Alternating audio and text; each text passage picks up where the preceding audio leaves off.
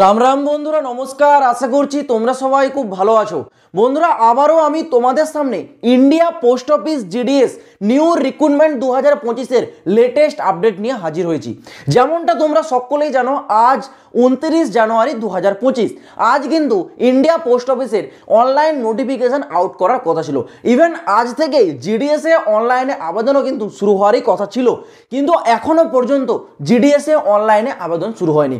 এই নিয়ে তোমাদের মনে বড় একটা প্রশ্ন আসছে, তাহলে কি ভ্যাকেন্সিটা আবার তোমাদের পোস্টপোন হয়ে গেল? কারণ গত 2024 সালে তোমরা দেখেছিলে ইলেকশনের কারণে জানুয়ারি মাসের রিক্রুটমেন্ট কিন্তু জারি করা হয়নি। তাহলে আবার কি 2025 সালে তোমাদের রিক্রুটমেন্ট প্রথমের দিকে জারি হবে না? পুরো বিষয়টা একেবারে বিস্তারিত আলোচনা করব, কারণ এইরকমই একটা তোমাদের প্রশ্ন মনের মধ্যে রয়ে যাচ্ছে।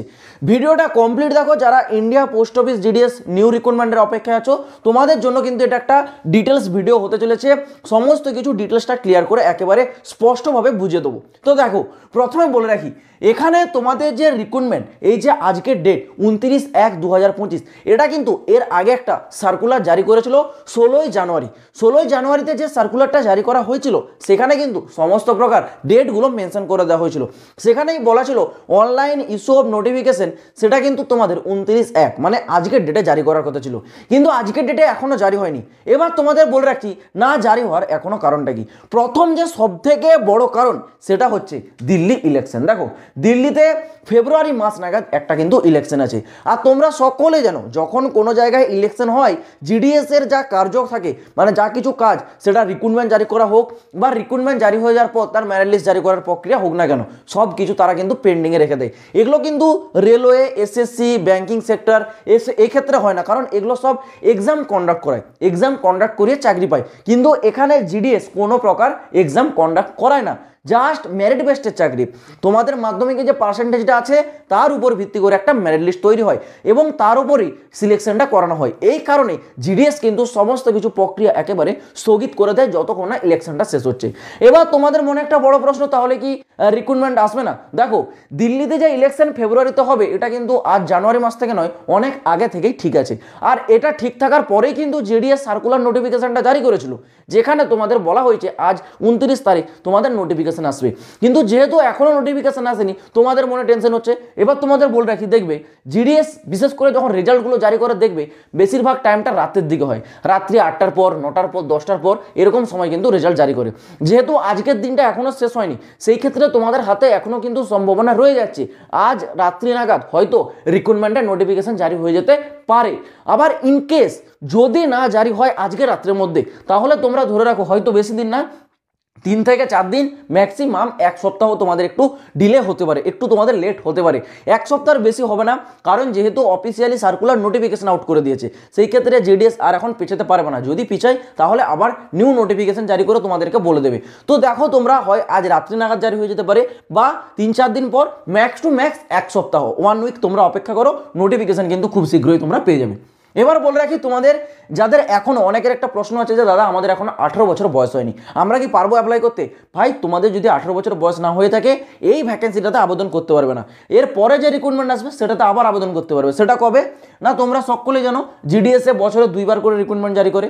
একটা অলরেডি জানুয়ারি থেকে ফেব্রুয়ারি, মানে যেটা অলরেডি তোমাদের অ্যানাউন্সমেন্ট হয়ে গেছে, আজ থেকে নোটিফিকেশন জারি হওয়ার কথা ছিল, সেটা হচ্ছে জানুয়ারি মাসের রিক্রুটমেন্ট। এরপর আবার একটা আসবে, যেটা হচ্ছে তোমাদের জুলাই মাসে থাকবে, জুলাই 2025। ওকে, বছরে 2বার রিক্রুটমেন্ট পাবে। যারা এই রিক্রুটমেন্টে এখনও এলিজিবল ক্যান্ডিডেট হতে পারোনি, বয়স তোমাদের এখনও 18+ হয়নি, তোমরা কিন্তু আগামী যেটা জুলাই মাসে আসবে, সেই রিক্রুটমেন্টে যদি তোমাদের 18 বছর হয়ে যায়, অনায়াসে আবেদনটা করতে পারবে। এবার সিলেকশন প্রসেস দেখো, সিলেকশন প্রসেসেও কোনো রকম পরিবর্তনের কথা এখনও পর্যন্ত কিন্তু বলা হয়নি।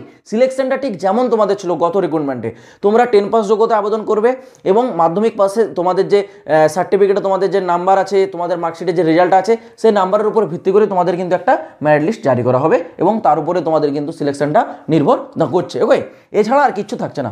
এবার তোমাদের একটা বিষয় বলে রাখি, দেখো, এখানে হয়তো তোমাদের একটা চেঞ্জেস থাকতে পারে। সেটা কি, যেটা আমরা গতবারে অনেক রকম একটা মানে সমস্যার মধ্যে পড়ে গেছিলাম। ইভেন নিউজ পেপারও জারি হয়ে গেছিলো যে একজন জিডিএস কর্মীর কাজ কি? জিডিএস কর্মীর কাজ হচ্ছে পোস্ট অফিস থেকে আসা চিঠিপত্র বাড়িতে গিয়ে তার অ্যাড্রেসে গিয়ে বিলিয়ে আসা। ওকে, তো একজন জিডিএস কর্মীকে একটা চিঠি দেওয়া হয়েছে, সে চিঠিটা দেখে তার যে অ্যাড্রেসটা দেওয়া রয়েছে চিঠিতে, সেই অ্যাড্রেসটাই পড়তে পারছে না। এবার বিষয়টা একবার কল্পনা করে দেখো, একজন জিডিএস কর্মীর হাতে যদি কারোর একটা চাকরির লেটার পড়ে যায়, সে চাকরির লেটারে যে অ্যাড্রেসটা আছে সে সেটা পড়তেই পারছে না, তাহলে সেই মানুষটার কাছে তার চাকরির লেটার বা সেই চিঠিটা কি করে পৌঁছে দিয়ে আসবে? যদি সেটা চাকরির লেটার হয়, বুঝতে পারছো কত বড় একটা ব্যাপার হয়ে যায়। তাহলে সে যদি সময়ের মধ্যে তার কাছে সেই লেটারটা না পৌঁছে দিতে পারে, যার চাকরি ছিল সে কিন্তু চাকরিতে জয়েন করতে পারবে না, তাই কিন্তু সরকার আর চাকরিতে নেবে না যদি টাইমের মধ্যে তার কাছে না পৌঁছায়, আবার সে যদি টাইমের মধ্যে সেই জায়গায় রিপোর্টিং না করে। এই রকম সমস্যা হয়ে যায়, বুঝতে পারছো? এই ঘটনাটা ঘটেছিল গতবার রাজস্থানে, যেখানে একজন জিডিএস এর কর্মী চিঠিতে লেখা যে অ্যাড্রেস সেটা পড়তে পারছে না। এই কারণে এইবার তোমাদের একটা পরিবর্তন আসতে পারে, কি না, যখন তোমরা অনলাইনে ফর্মটা আবেদন করবে, সেখানে তোমাদের মাধ্যমিকের যে রেজাল্ট আর মাধ্যমিকের যে তোমাদের সার্টিফিকেট, এগুলো হয়তো আপলোড করার অপশন দিতে পারে। কারণ এই নিয়ে কথা উঠেছিল 2024 সালের শেষের দিকে, জিডিএস ইউনিয়নের মহাসচিব এস মহাদেবা এটা কিন্তু বলেছিল যে হয়তো এইবার একটা পরিবর্তন করিয়ে তোমাদের যখন আবেদন শুরু হবে তখন মাধ্যমিকের যে মার্কশিট সেটা হয়তো আপলোড করতে বলবে।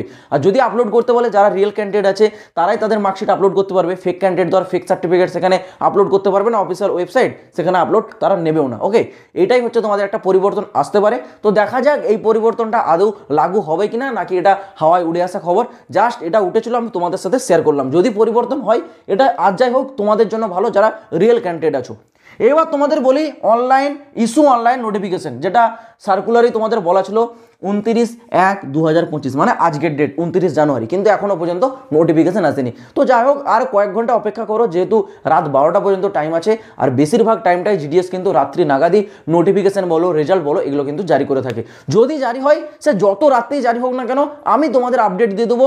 আদারওয়াইজ যে কোনো দিন যখনই আপডেট আসবে, আমি সব থেকে আগে তোমাদের কাছে পৌঁছে দেবো, চিন্তা করবে না। যারা এখনো চ্যানেলটা সাবস্ক্রাইব করো নি, চ্যানেলে নতুন আছো, চ্যানেলটাকে সাবস্ক্রাইব করে রাখো ভাই। India post office GDS related প্রতিটা লেটেস্ট আপডেট সব থেকে আগে তোমরা কিন্তু এই চ্যানেলে পেয়ে যাবে। তো চলো বন্ধুরা, আজ ভিডিওটা এই পর্যন্ত থাক, দেখা হচ্ছে আবার পরের ভিডিওতে নতুন কোনো আপডেটের সাথে। জয় হিন্দ, বন্দে মাতরম।